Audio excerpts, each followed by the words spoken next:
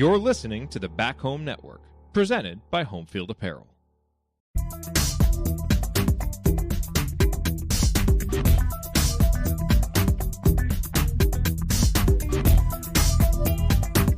Welcome back to Crimson Cast, folks. Galen Clavio joining you here. It is Monday, October 21st. It's the week after homecoming here in Bloomington, but it feels like homecoming has just extended by a week as the good vibes continue to roll with IU football. More national attention coming to campus, and we have a whole slew of podcast content coming to you about IU football, specifically here on the Back Home Network throughout the course of this upcoming week as we get ready for Indiana hosting College Gameday and hosting the Washington Huskies coming up this Saturday. We decided that we would try to get a more national perspective to start things off with, so we brought in our old friend Ben Portnoy from Sports Business Journal, a college sports reporter. Ben, great to talk to you again. We talked before the season, and I was hopeful we would have reason to talk later on in the season, and here we are. How you doing, my friend? I'm good. This is exciting. Usually I don't get to talk about Indiana football in a fun light, so this is different. This is exciting, and it's been certainly a crazy start to the season. And usually I'm neck deep in like legal briefs at this point, so this is a nice change of pace. To be fair, you are neck deep in legal briefs. This just happens to be a fun thing you're doing on the side. Not mutually exclusive there. No. Before we get going in the main part of the podcast, just a reminder, we're part of the Back Home Network, as I mentioned, and a bunch of great shows on the Back Home Network, including our friends over at Assembly Call, right in the midst of getting ready for IU's first exhibition game in basketball on the men's side, which is actually this Sunday in Knoxville, Tennessee, as they take on the Tennessee Volunteers. So be sure to tune into Assembly Call as they have regular podcast programming coming up. The entire array of shows on the Back Home Network brought to you by Homefield Apparel, our presenting sponsor, and the place to go for the finest in college fashions, the softest fabrics, the coolest designs, and I can't divulge all the details yet because the announcement's coming out, but Homefield's got a lot planned for Bloomington this week. Homefield House, the pop-up store that has rotated. We actually saw them earlier in the year. They'll be here. They'll be up and running, and there'll be more details. You should follow them on Homefield Apparel's Twitter feed or their X feed, whatever you call it these days. You should follow them on Instagram. They'll have announcements, and there should be some amazing stuff, some new merch, some refreshes of existing merch in terms of inventory and whatnot, like a lot of cool stuff coming up. And Connor and the folks over at Homefield, of course, they represent everybody, the good brand does, but there's a special place in the heart there for IU because they are IU products and that's where they really got their start with things. So use the code HOME23, get 15% off your first order. Again, that's homefieldapparel.com, proud sponsor of the Back Home Network. Also brought to you by Hoosier Gameday Lager, the iconic candy striped can, and really the only logical choice to enjoy with IU football. Brought to you by Upland Brewing Company. You can get Hoosier Gameday Lager throughout the stadium. You can get it anywhere that you see beverages being sold, including all of Upland's fine locations across the Bloomington community and beyond in Indiana. Again, Hoosier Gameday Lager, brought to you by Upland Brewing Company. Please drink responsibly. Ben, let's go ahead and dive into things as just so much to talk about with IU. I guess, first of all, I was in the stadium this weekend. It was a great scene beforehand and during. I've never seen Memorial Stadium like that before. It was electric. And all the stuff that happened pregame, Fox Big Noon kickoff show is on site. Barstool is on site. And then, of course, the game, which ended up being one of those games that you get every once in a while in college football, where literally the entire country stops what they're doing and takes notice of the spectacle as Indiana just obliterated Nebraska. I mean, every statistical measure, that was by far like the biggest shellacking that anybody took this weekend at the FBS level. For you, who were sadly not on site, what was it like seeing all of these items coming through at once, and how did it look from a business perspective and from kind of an overall college football perspective in terms of where Indiana now sits in the eyes of people? Yeah, well, I will say for what it is worth, I will be in the stadium next week, so yes. I'm getting ahead of it. Shout out to my dear friend David Dickman, who's getting married in January, who's having his bachelor party in Bloomington this weekend. So that's going to be a hell of a time. I'm looking forward to it. But to get to your actual question, I think you look at what Indiana has done from a football perspective. I think I think that the last 10 years is a really fascinating case study on a lot of levels, right? Because, and I kind of wrote about this earlier this year, and I wrote a long piece, kind of looking at Indiana football and what they were investing and what they were doing around the program when they hired Curt Cignetti. I didn't really think all of it would that be that prescient this year, but here we are, in Indiana 7-0 and ranked in the top 15. But, like this program has really grown up a lot, I think, in the last 10, 15 years, and part of that story, I talked to Fred Glass, I talked to Kevin Wilson about the infrastructure that was in place when they got there, and sort of the maturation process of this program. I think that and you and I've had this conversation offline before, is I think Tom Allen took things obviously to a step higher from what they were under Wilson. Wilson got to a couple of bowl games. Tom obviously had a really, really good year in 2020. And, on paper, it doesn't look quite the same because it's a 6-2 season, but for all intents and purposes, that's a better season than I think we probably give it credit for. And I think that, people will look more fondly on the Allen years, I think, with more time away from them on some level. But I say all this to say, all of this has led up to things like last Saturday. And you look up and, I'll be honest, I was out on the golf course and I was still tracking the game and trying to catch one last round before the fall really heats up. But you looked up and this team is just so deep. And I think you go through the skill position on offense. Defensively, you've got a really old group and mature group. And it's just something that hasn't existed in Indiana in a long time, football-wise, top to bottom. And I think you've had spurts where you've had really good players or really good quarterbacks and things like that. But, you've never seen a team this cohesive. And I think, I'm kind of I'm following Scott's lead here from the other day when I was listening to y'all's podcast the other day. But, I don't know if I'm allowed to curse, but, Indiana was beating the shit out of Nebraska. This is not just a, hey, Indiana won 24-20. It was kind of a slugfest, whatever. Indiana beat the brakes off of Nebraska. And I think that's that opens eyes at a national level. I think I talked to a lot of people over the summer about Curt Cignetti, just out of curiosity, both as an alum and as a reporter. And I think the thing I had gathered, and I felt this way, looking at what Sig had done at James Madison and, knowing some people who had been around him at James Madison, all raved about what his process was like and what, everything looked like there.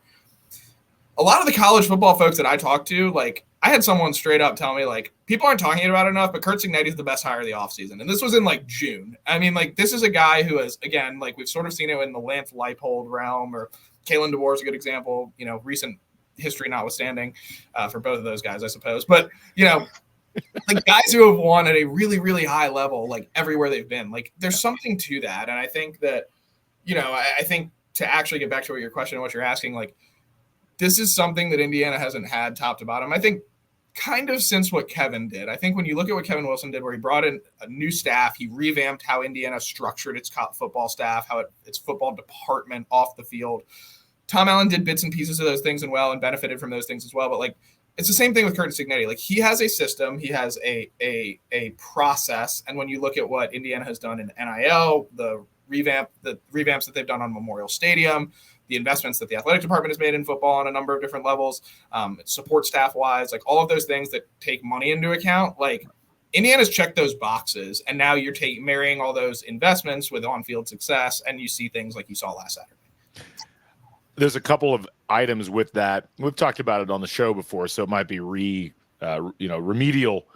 conversation for some of the folks that listen to every episode. But it has been a collective effort, and I don't think people understand how far behind Indiana athletics and specifically Indiana football was in 2010. You were really, yes, you'd had the north end zone facility that had been added, but so much, and we heard about this a little bit, I think, even when we had Xander Diamont on back in the spring. There were just basic things that Kevin Wilson came in and had to talk through as why aren't we doing this? Why are these very basic things that are just taken for granted in other athletic departments around their football program? Why are these not being done? And so much infrastructure building has happened. It happened during Fred Glass's tenure. And as you mentioned, it was both Wilson and Allen. And there have been good moments. There have been moments where Indiana was kind of knocking on the door of national relevance. And, that 2020 season is a great example. It will always be this weird looking season because of all of the circumstances that surrounded it. But, the infrastructure improvements, even over the last couple of years, have really been remarkable. And it's not just like the game day atmosphere and the way that the stadium atmosphere is now, which is light years better. It was funny. I've been enjoying reliving the Nebraska game in a variety of different ways. And one of the ways that I did that, I went to the Reddit CFB game thread and set it on chronological order backwards. So I've been reading through everybody's comments of that game, like minute by minute. And it's fascinating kind of watching them reacting in real time to what I was observing. And one of the things I noticed several times was how many people had never seen IU's football stadium before in that state. They were like, this is a really interesting looking stadium. Like it seems cool, but it looks like it could expand, which I'm like, wow, if we're having that conversation already, there's clearly something unique going on. But even, I mean, the not just the in-game atmosphere, which we saw a lot of that in the Maryland game. To watch all these fans now jumping on board, the entire season is sold out. We were talking about this on the Twitter feed yesterday. Indiana had sold out 8 total games from 2000 to 2023. And I believe all of those were either games against Michigan or games against Ohio State, where it's not Indiana fans buying, the plurality of those tickets probably. To sell out 4 games in one season when you've sold out 8 in the previous 23 years, that's not other fans coming in and doing that. And that is a cultural aspect. The marketing has gotten better. It's just like, and this is something that kind of ties into the larger question, because we're starting to see a lot of these questions of like, well, is Curt Cignetti going to be gone after a year because he's going to be at the top of the list for a Florida or, some of these other programs. But Indiana really isn't as far away as people think they are in terms of building this up. The culture is still brand new, and a lot of fans, myself included, don't know what to do with the prosperity. But in terms of the actual pieces, it's not like Curt Cignetti is making like terribly less than what you're talking about on a national stage. And it's like incremental steps to get up to that point, as opposed to being something where you have like an investment you've never had to make before. It's not as far away as people may think that it is. No, I think that's right. And I think to your point, like Indiana's not devoid of resources. I think like that was the interesting thing. And I think that was frankly, like when I wrote the story over the summer, that was kind of the impetus for why I wanted to write it. Was like, okay, you've got this school that that's not lacking for resources, but the football program's never really been in that capacity. You're looking at this college football ecosystem that is driving everything. Like, are schools like in Indiana that have been really good at basketball but aren't devoid of resources, have really big fan bases, like, do you get left behind basically because your football program isn't up to snuff? And I think like everything that I've seen and talked to people about and learned over that sort of reporting process, and obviously even more so in the time since, and even talking to Scott Dolson about it last week and ticket sales and things like that, like, this is a program that it never had the bones to be competitive, frankly, because of, myriad reasons, administratively or otherwise. Indiana like now has the bones to be competitive. And I think like that's a big difference, right? Like you're playing, Indiana for a long time, both because of support, whether it was from fans, whether it was from the athletic department, whether from the university, whatever, like all those reasons, right? Like kind of played with a hand tied behind its back a little bit. And I think that was frankly self-inflicted on a lot of levels. And I think that as football became more relevant, Indiana still didn't quite adapt to that as you look in the last 25 years. Really, like, I think like there is a really clear line to be drawn with Kevin Wilson getting hired in Indiana and everything you're seeing now. And I've sort of alluded to that. But like, when I talked to Fred Glass, earlier this year, he made the joke, and I'm literally reading a direct quote, was, talking about Memorial Stadium. He said it was more like Bowling Green in the MAC or Carmel High School in 6A than a Big Ten stadium. And like, he's not wrong. And like, I say that to say like, Indiana's come a long way and invested in a way that is real. And I think you look at what it's paying Curt Cignetti, which is significantly more than it was paying Tom Allen. You look at the support staff numbers. I mean, they're spending, well into the hundreds of thousands of dollars on support staff and those on-field roles and recruiting department and things like that, like, money doesn't necessarily make you good. Like Texas A&M is a perfect example, but like, like Indiana is doing the things that you have to do in order to be competitive. And then again, to my point earlier, like when you marry that with a coach who's competent, you build a program out, you bring in guys that are hitting on all cylinders, like you see what you see. Yeah. Well, and this is the hardest thing. It's funny. I was talking with somebody this weekend who's not a football fan, and we were talking about how awesome that experience was and how good the team's been. And they asked me, well, why hasn't IU just hired somebody like Cignetti before? And I had to go to this long explanation, and it was basically a 2-part explanation. And it's like, what you just said, like this athletic department culturally, and some of that's come from the university. It hasn't just been the athletic department. This just hasn't been a priority. Football was always viewed as something you could opt out of, because Indiana had essentially opted out of it as a primary thing for 75 years up to that point. So that had to change, and you don't get a Curt Cignetti. Like, it's been interesting as we've heard Cignetti talk about, like, as long as the university is going to properly support the program. Well, what does that really mean? And a lot of it is, are you getting NIL dollars, which Indiana, I mean, overnight, it felt like Indiana got a lot of NIL resources that they've been able to utilize in building this roster. And I don't think people realize exactly how good Indiana currently has it in football NIL compared to some other places. I compare them to like what UCLA's been struggling with, and you would think UCLA should have those types of resources, but culturally they haven't adapted yet.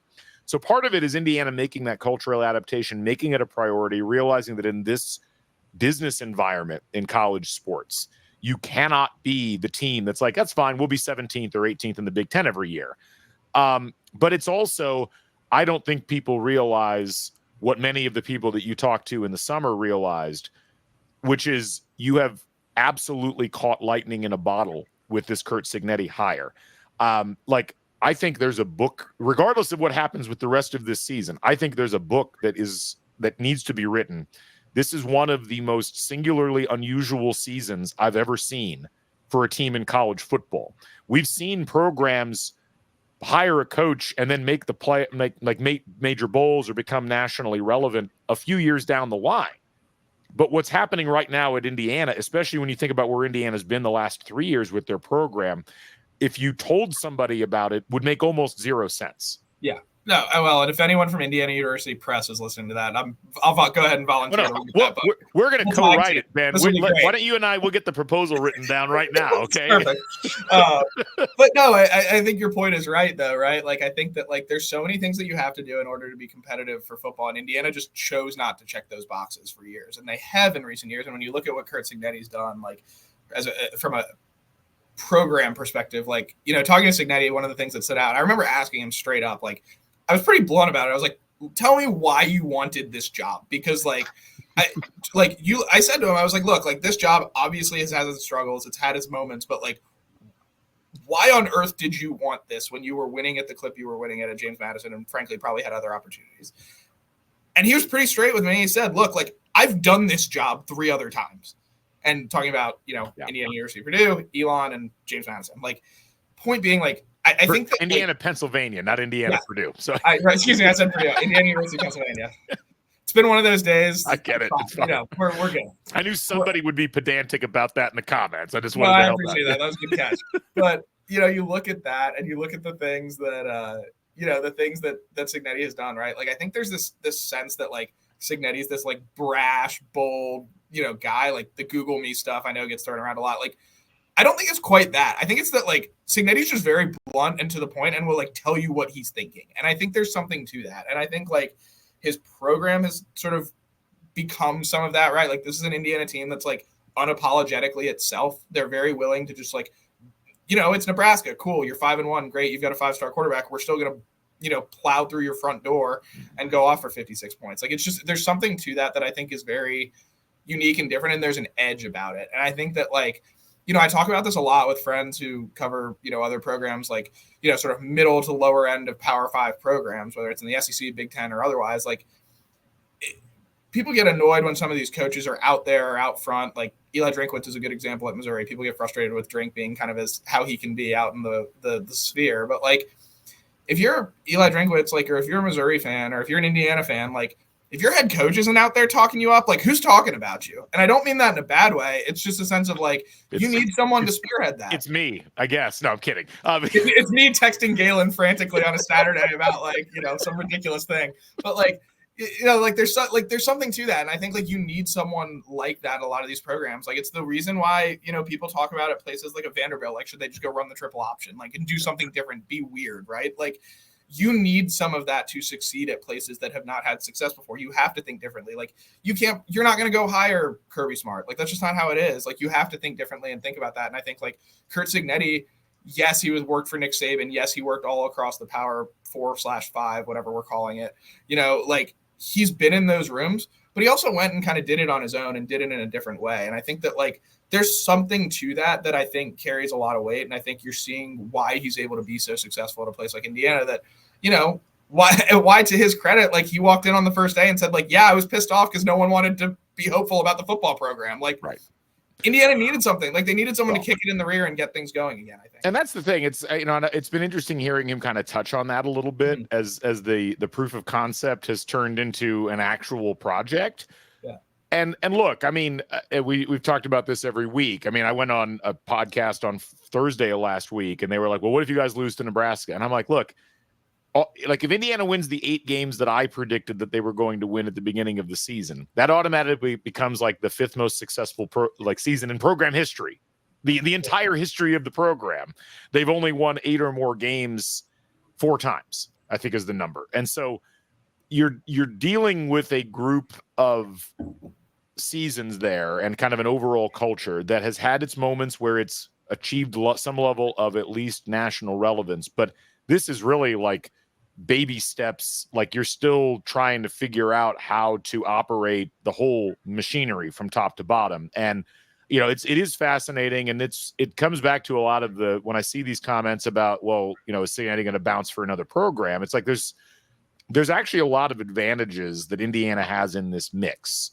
Your Cignetti, I think on base salary is 49th in the country among FBS coaches, but incentive-wise, I think he's already up above what Tom Allen would have been making in base, just based upon what they've accomplished so far. That can still go up. If they make the college football playoff, which I still feel like I'm going to get hit by lightning every time I say that. I remember when we used to see that on coaches' contracts in Indiana, and I was like, oh, yeah, that's nice that they include that just as like a gesture, and now we're like actually talking about that as a realistic bonus that is within reach. But even if you got Cignetti up to a base contract level, I mean, first of all, I think it's important to note, Cignetti got hired from James Madison, and he was very good at James Madison, but there's a big difference between coaching at James Madison and coaching in the Big Ten. And Cignetti's base salary at James Madison was $677,311. Cignetti's base salary at Indiana was $4.25 million. I mean, that's a huge increase for a guy that on the market probably was only going to command that at most of the places that would have been willing to hire him. He's an older coach, still clearly has a lot of life in him. He is absolutely not the typical 62, 63-year-old coach, but Indiana was willing to take a chance on a guy of that age when, and tell me if I'm wrong, Ben, I believe that there's no coach in the Big Ten or the SEC that has been hired who was over the age of like 58 when they got hired. Like it is very unusual for head coaches at the college level to be hired at this level. So Indiana really, they took a bit of a chance on doing that. And if you go back and talk about money, if you're going to pay a guy $6.5 million when you add in all the incentives, that's essentially the base. Like you can just kind of build that in. It's you bump that up by another $2 million. You're in the top 15, top 20 of all coaches in college football. That's an easy reach for an Indiana program, an Indiana athletic department that's getting all of this television revenue coming in with these new deals.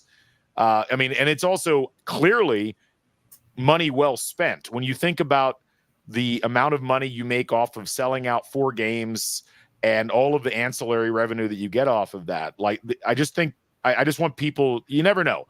Maybe, there's a challenge that is in the back of the guy's mind. You can't ever tell with coaches, and we've seen this, but there's a lot of circumstances here that aren't just simple dollars and cents. And I think that that's important for people to realize, because it's something you have to think about with other schools and what they're dealing with as well.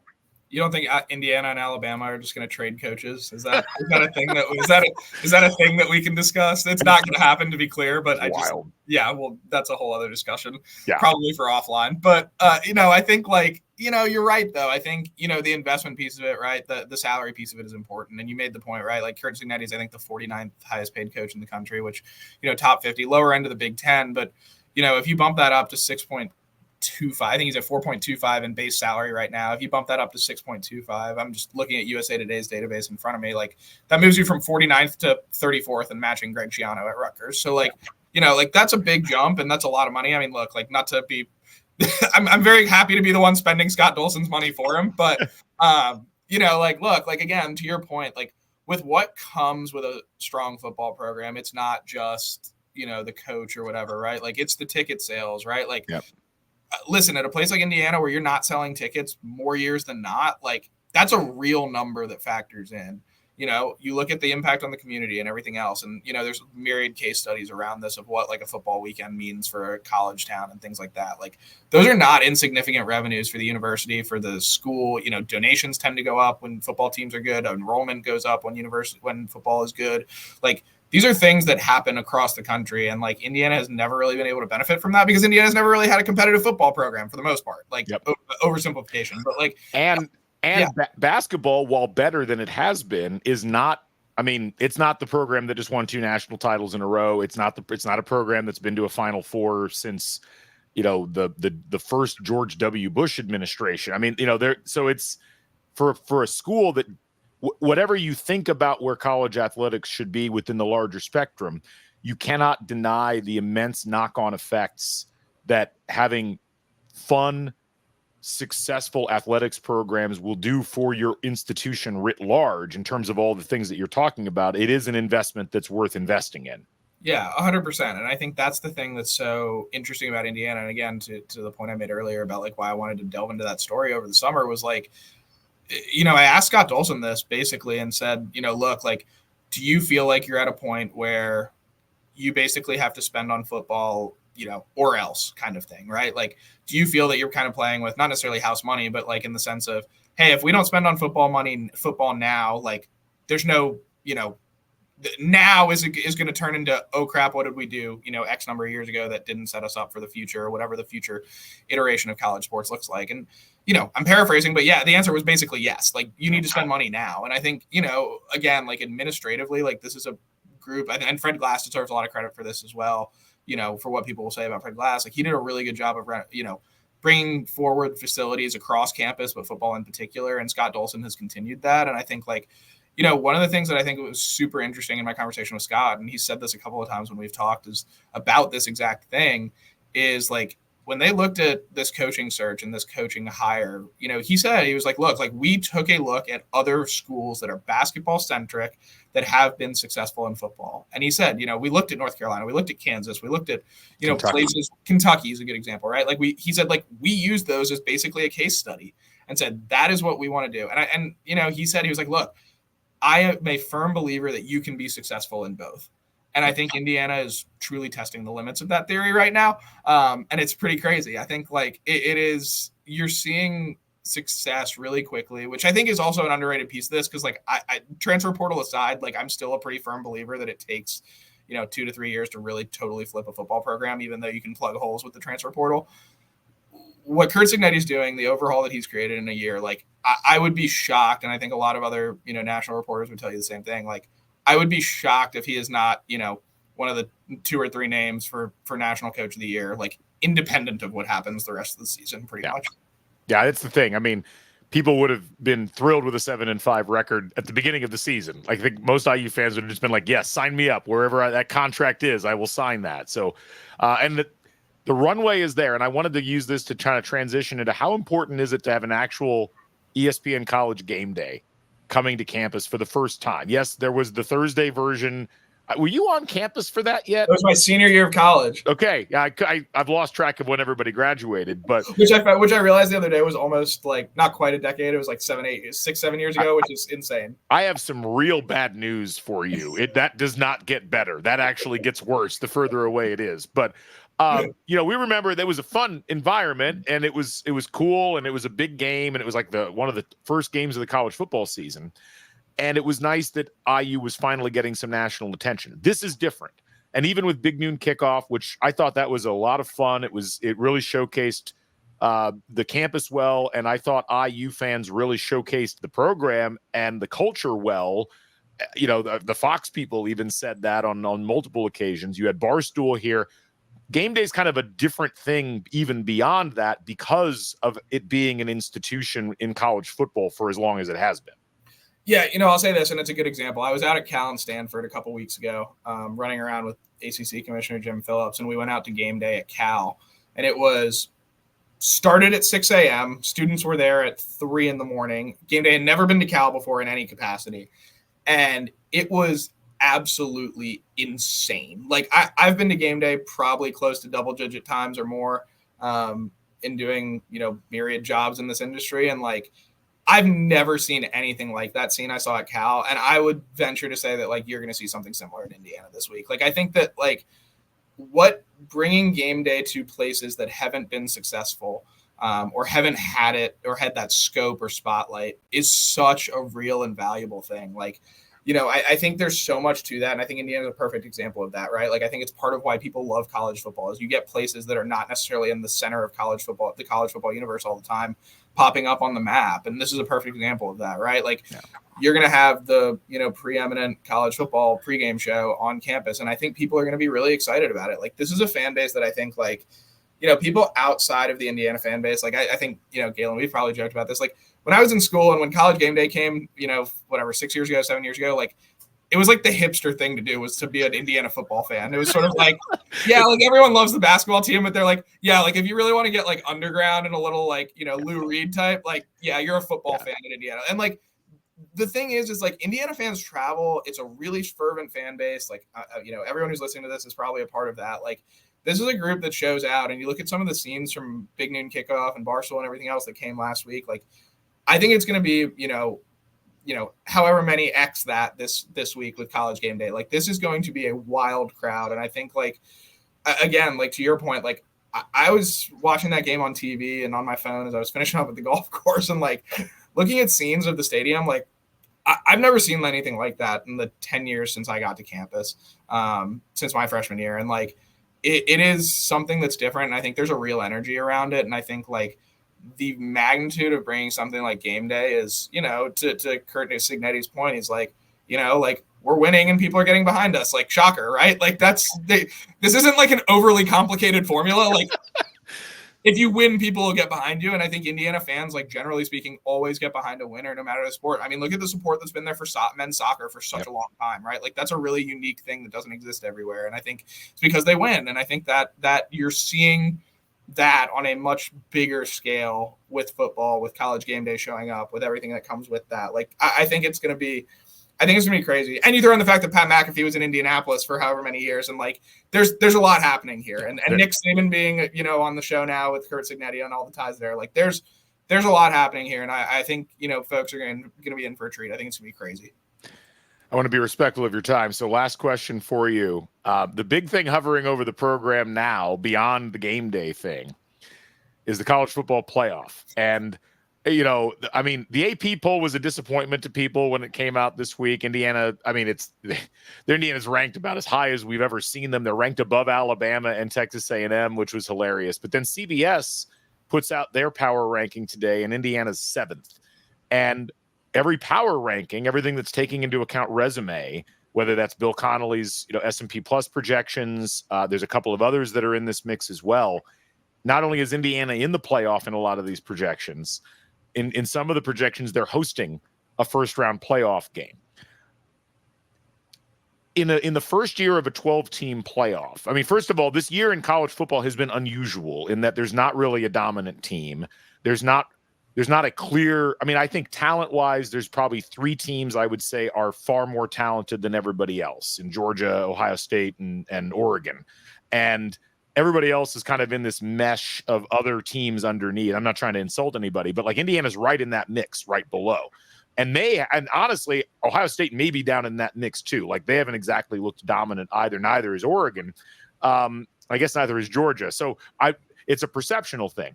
But what would it mean from a national perspective in money and recruiting and in reputation for Indiana to be part of this opening party for a 12-team playoff? It's almost hard to fathom. And like for a fan base that hasn't seen a bowl win since 1991, it's even harder to fathom. But how would you interpret that if that were indeed to be the case? Because the pathway is certainly there.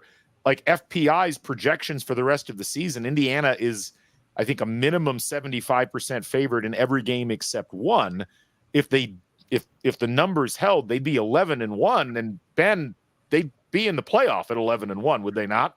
Yeah, no, I think that's right. I mean, I'll use an example from sort of my past beat writing life. Like I used to cover Mississippi State, and listen, Mississippi State's still cashing in on the fact they were the number 1 team in America 10 years ago when Dak Prescott was there. Like the ramifications of something like making a playoff, making the inaugural playoff, being a part of this, like being in that discussion, like, I mean, shoot, like we're talking about it, right? Like, every other national reporter in the country is talking about Indiana football. And like, that is not a thing that happens. And I think like the value of those things is huge.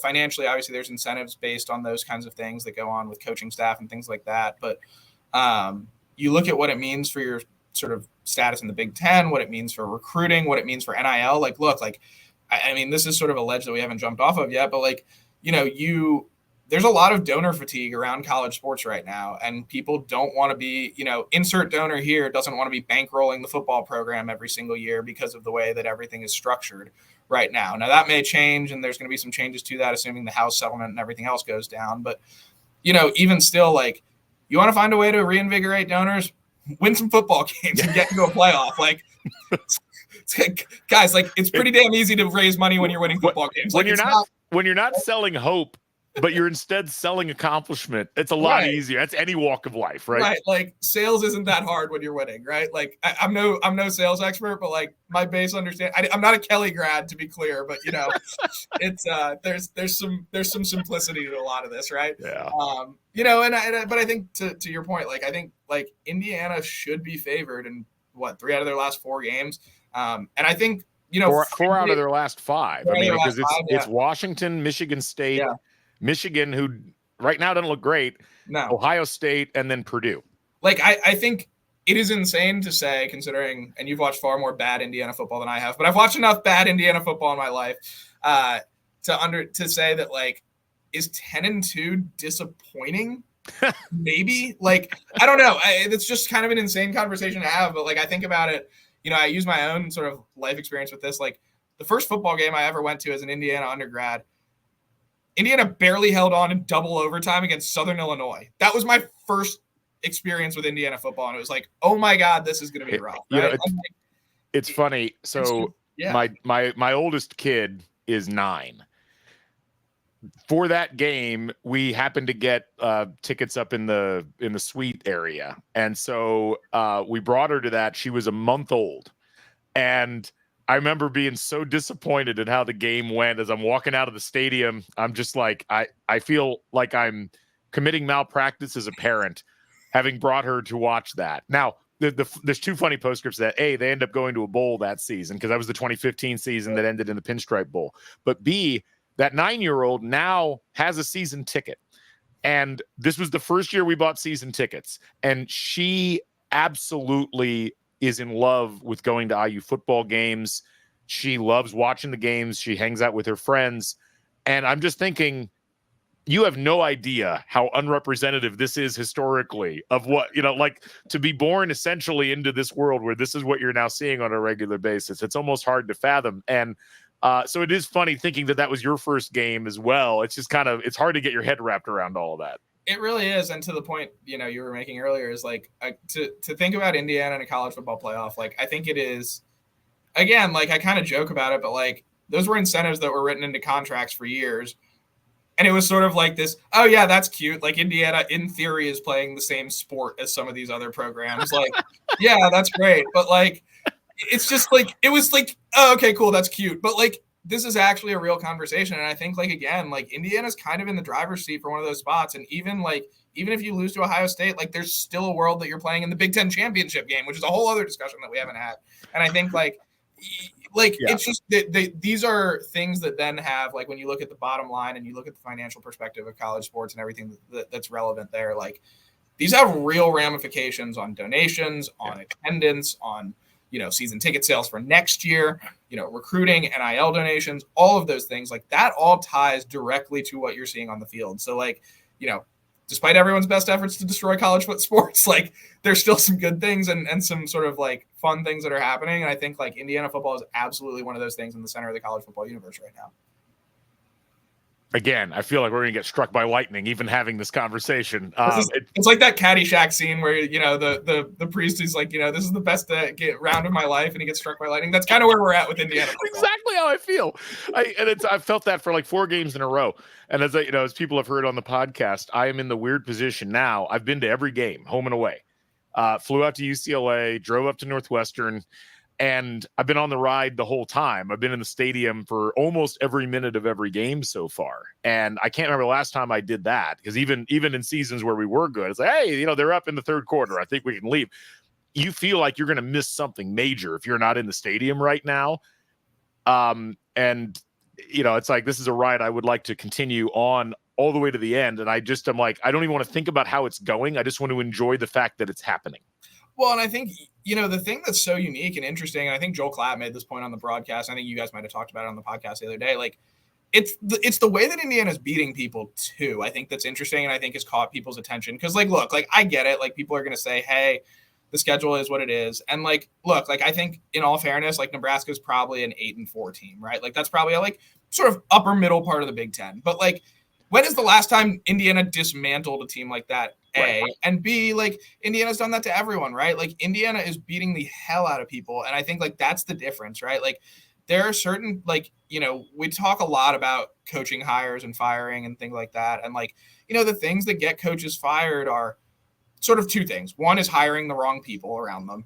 And 2 is not winning the games you're supposed to win. And like Indiana's not only like winning the games on paper that it should win, I suppose, when you look at what this roster is, like it is like destroying people. And I think like that's the difference here. And like, that's the difference between sort of smoke and mirrors and like a really good football team. And I think that's like Indiana, I think we're all kind of waiting for the ball to drop. And I think, certainly like, look, like I think I would be hard pressed to tell you that Indiana's not going to lose a football game this year, or like that they might not lose 2. Like, could they lose to Washington this week after all the craziness this week? Like, yeah, totally plausible. But like, the fact is like Indiana's like beating people by a lot. Like, and like it's none of these games have been in doubt for really maybe even more than a couple of minutes if you look at the Maryland game. And I think that outside of like, that's the thing that I think differentiates this from, again, like smoke and mirrors and a real good football team. Like this is a really good football team. And I think we're seeing that. We've seen that the last few weeks, and it culminated with, demolishing Nebraska. A lot to think about as we move forward with things here, and certainly quite a circumstance all the way around. Certainly not something that you and I thought we would be experiencing or trying to talk through, but I appreciate you taking the time to talk with me about it and just kind of figure out what the next steps are and things. Anyway, thank you so much, Ben Portnoy from the Sports Business Journal, the college sports reporter for Sports Business Journal. We will be back later on this week with more content as we talk about this amazing Indiana football season. We'll be keeping an eye on as we move ahead. This is a great way to get the week started off, Ben. We'll look forward to seeing you here in Bloomington this week. Our thanks to our sponsor, Home Field Apparel, also our sponsor, Hoosier Gameday Lager, brought to you by Elfin Brewing Company. Be sure to check out the Substack. And be sure, folks, to go watch IU football. Go out to game day. Enjoy the ride. That's the message. For all those folks, I'm Galen Clavio. This is Crimson Cast. We'll catch you folks on the flip side. Bring back the Bison. Stay never daunted. So long, everybody. And goodbye, YouTube.